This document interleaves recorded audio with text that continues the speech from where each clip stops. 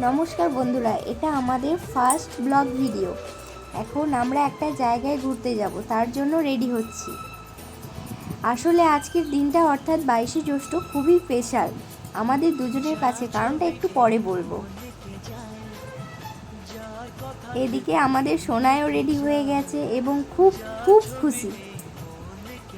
এবার আমরা দুজনে দেখে নিচ্ছি কেমন লাগছে আমাদের দুজনকে।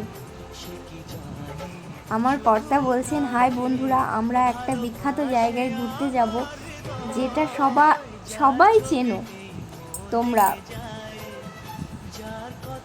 আর আমাকে কিছু বলার জন্য অনুরোধ করলো, কিন্তু আমি কিছু বলতে পারলাম না। বরটাকে একটু পাগল পাগল লাগছে। তো অলরেডি আমরা বাইকে চেপে পড়েছি।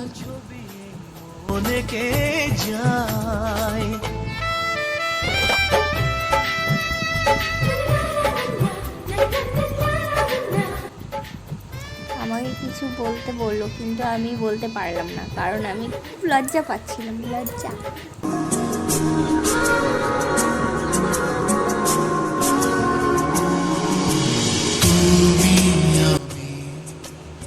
তো বন্ধুরা, আমরা কোথায় যাচ্ছি এখনো কিন্তু বলিনি, তো চলো আর একটু ওয়েট করো।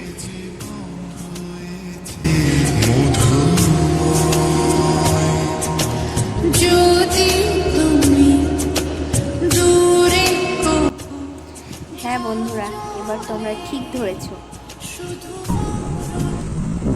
বীরভূম জেলার লাভপুর অন্তর্গত দেবী ফুল্লরা তরুণ। এখানে আমরা একে অপরের সাথে 7 পাকে বাঁধা পড়েছিলাম। তো আজকেও এসেছি মায়ের পুজো দেওয়ার জন্য, তাই মায়ের মন্দিরের সামনের পুকুরটাতে গেলাম হাতে জল নেওয়ার জন্য।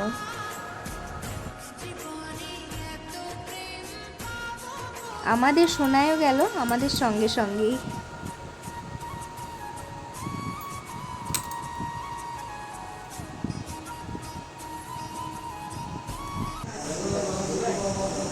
তো এই দেখো, মা ফুল্লরা মায়ের দর্শন করে নাও তোমরা সবাই।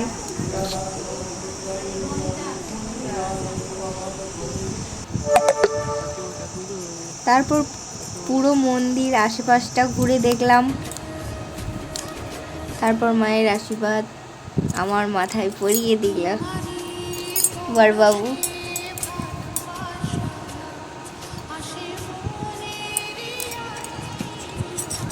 কি রোমান্টিক টাইপ না লাগছিল, সেই প্রথম দিনের মতো।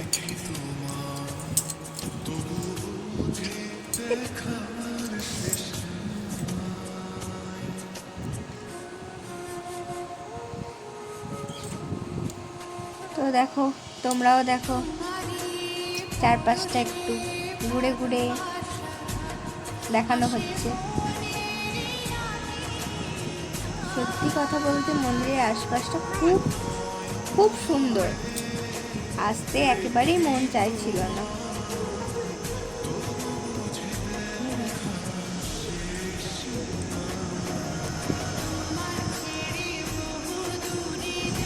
এখানে এই শিবের মূর্তিটা খুব সুন্দর, এবং ওখানে একটা কুয়োর মতো করা আছে। এখানে প্রচুর মাছ ছাড়া আছে। আমাদের বাবু তো আসতেই চাইছিল না একেবারে। চলো চলো, বাবু নিয়ে চলো। হ্যাঁ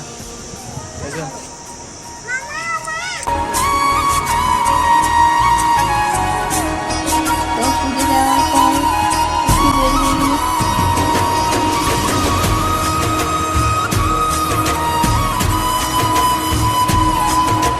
তো বন্ধুরা, আজকে আমাদের ভিডিওটা এই পর্যন্তই। কেমন লাগলো কমেন্ট করে জানিও।